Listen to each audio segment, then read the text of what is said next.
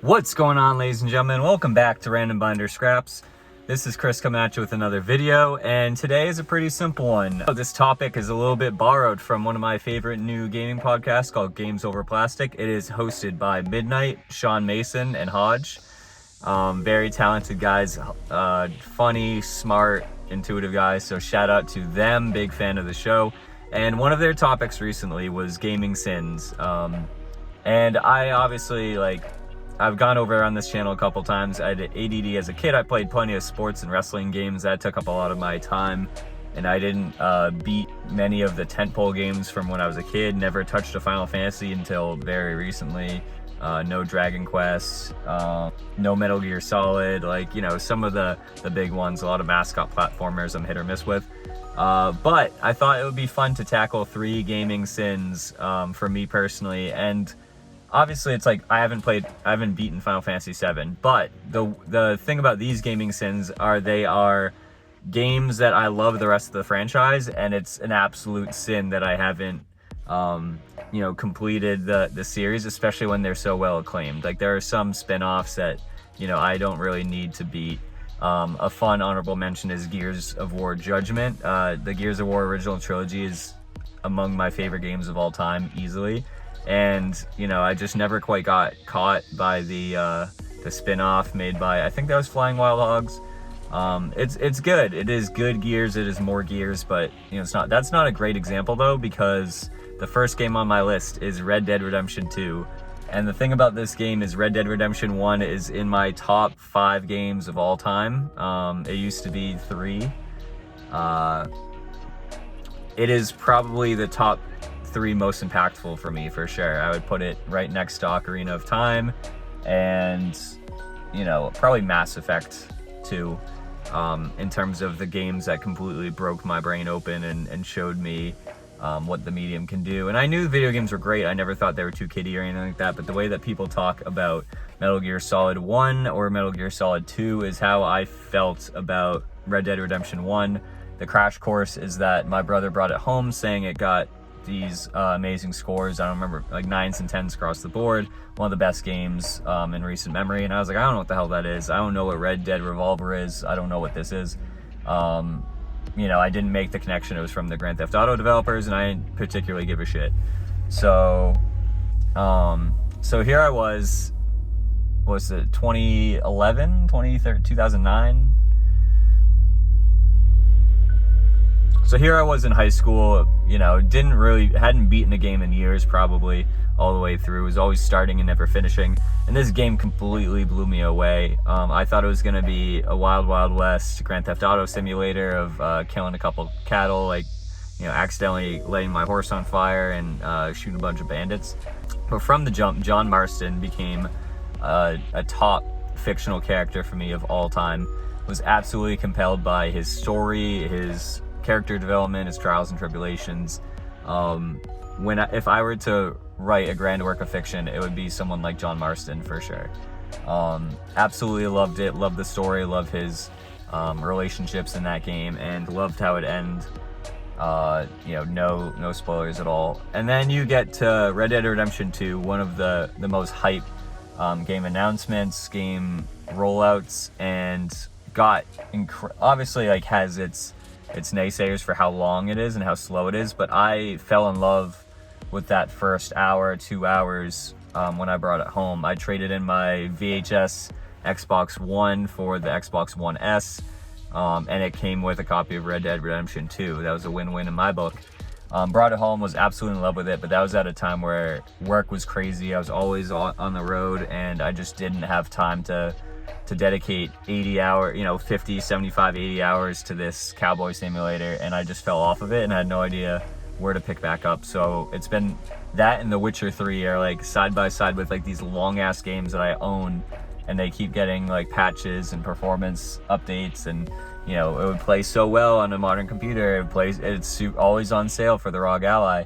And I just don't know, I've never made plans to get to it, but I've heard such amazing things. I think even on that podcast that Red Dead Redemption 2 is a top all-time game. I know the guys at Sacred Symbols agree on that.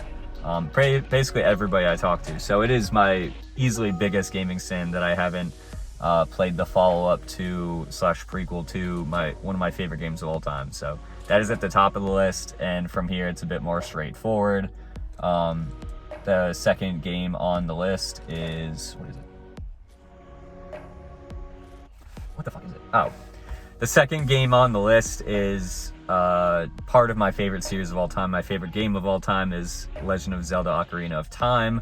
My top 10, definitely top 20, I think top 10 also include Legend of Zelda Skyward Sword, Breath of the Wild. I haven't beaten Twilight Princess yet, but I know I adore it. So me just completely not even touching Wind Waker past the first hour is a huge gamer sin of mine.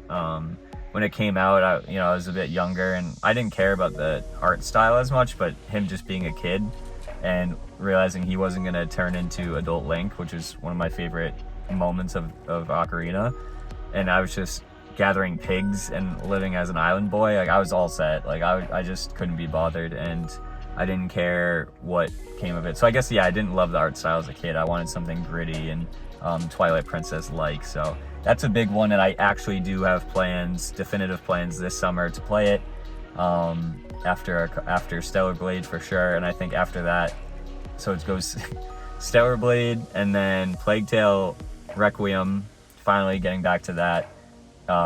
And then Wind Waker is in my plans. I think that's a good way to like get out of the winter and into the summer. So definitely looking forward to playing that. And yeah, I've heard nothing but good things, and worst case scenario, it's just like a nice palate cleanser from some of these serious dire games. And last but not least, I have a twofer. I cheated, ladies and gentlemen. Last but not least, we have not one but one iconic, groundbreaking game, and one much maligned but also much loved by a couple of my friends. Super Mario 64 and Super Mario Sunshine. These are two games that I own through the 3D collection. I played through Super Mario Galaxy. Super Mario Odyssey is one of my favorite games of all time. That's a top 5 one for me. I've replayed it multiple times. I absolutely adore it. The problem is I love the graphics in Odyssey, but most importantly, I love the gameplay of Odyssey.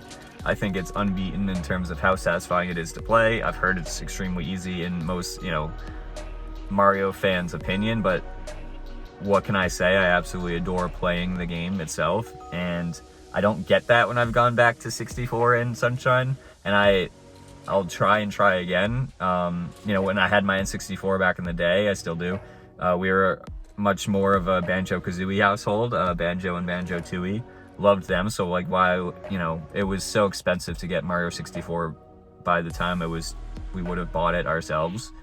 We borrowed it from our cousins. It didn't really click with either of us, so Ocarina and Banjo were really, and Turok, funny enough, and then GoldenEye and the wrestling games were all I really needed on the N64, so, and Mario Kart and Smash.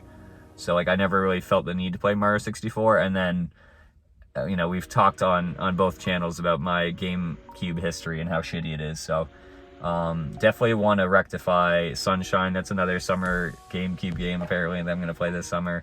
And then 64, we'll see. That might just be like a stage a day, a star a day. I have no idea how I'm going to chip away at that, but I will conquer all of these gaming sins this year. Hear me loud and clear on that. I have to rectify these gaming sins before I start adding on more and more new releases to the pile. But Red Dead Redemption 2, Legend of Zelda Wind Waker, Super Mario 64, and Super Mario Sunshine, with, of course, the honorable mention of Gears of War Judgment. That's a quick one, so I think I'll play that the end of this summer, maybe back to school season, as a nice little palate cleanser, because, I've heard things about Gears 6, but that'll be a good way to get back into the Gears grind, is playing Gears Judgment. So those are my 3, which is actually 4, which is actually 5 gaming sins that I look to atone for this year. We'll see what the fall looks like. Maybe that's Red Dead 2 season, but if you made it this far, thank you so much for checking out another Random Binder Scrap, and stay tuned to this channel for more movie content, video game content, a little bit of anime coming soon, a little bit of figures and collectibles coming soon, stuff like that. So keep it locked for that one, and then check out Random Binder Gaming, the main channel for every Saturday. Those more involved videos, more gameplay focused videos, a lot of humor, a lot of heavy editing, and those drop every Saturday. And these scraps are coming out Monday, Wednesday, and Friday of every week. So you got me 4 days a week, and you know, I look to keep them coming, but I'm having fun with this channel. So definitely drop a comment with any gaming sins that you're looking to atone for. You know, what games you can't believe I haven't played yet, and a ton of stuff like that. But until next time, I will catch you in the next one. Later.